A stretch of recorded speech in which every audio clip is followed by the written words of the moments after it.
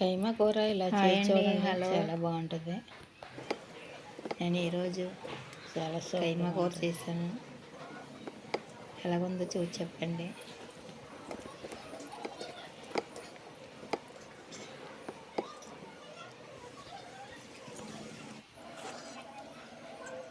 పావు కిలో కైమా, 2 ఆలుగడ్డలు, 2 ఉల్లిపాయలండి,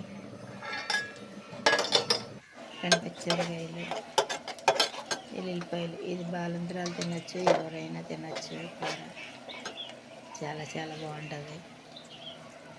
ఎల్లుల్లిపాయలు ఒలిచేసి గర్భాలు ఒలిచేసి వేసుకోవాలండి. తర్వాత అల్లం వెల్లుల్లి పేస్టు, గరం మసాలాని కలిపి పొడిని చేసి పెట్టుకున్నాం. అది 2 స్పూన్లు వేసుకోవాలి.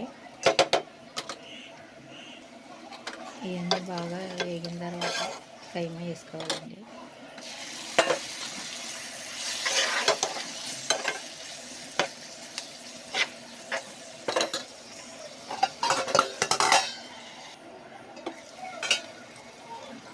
ఒక నిమిషాలు వేగిన తర్వాత కారం వేసుకోవాలి. పసుపు, ఉప్పు తగినంత వేసుకోవాలని ముందే వేసుకున్నాను నేను.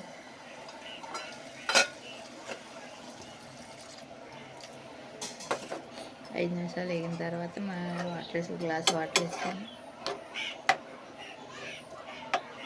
ఉడికిన వాళ్ళని చిన్న మంట మీద ఉడికిన వాళ్ళే. అంతే అండి, ఎంతో సింపుల్గా అయిపోయే కైమా కూర. చాలా చాలా టేస్టీగా ఉంటుంది. కానీ ఇందులో కాంపిటీషన్ ఏంటంటే ఎల్లుల్లిపాయలు వేసుకోవాలండి. ఎల్లుల్లిపాయలు గర్భాలు వేసుకొని వేసుకుంటే చాలా సూపర్గా ఉంటుంది. ప్లీజ్ కామెంట్స్ చేయండి, సబ్స్క్రైబ్ చేసుకోండి. కూర చూస్తేనే తినాలనిపి నోరు ఊరిపోతుంది. ప్లీజ్.